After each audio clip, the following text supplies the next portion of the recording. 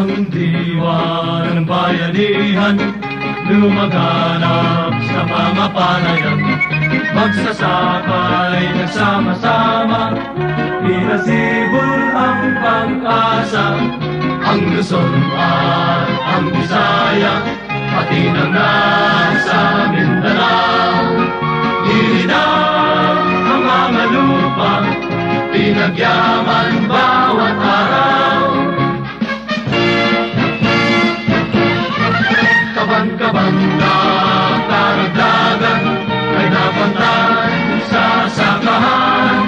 Pati na rin ang buong bayan nakibahagi sa kaunlaran.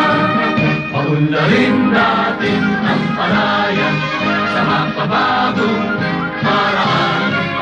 Makisapi sa kilusan, masagan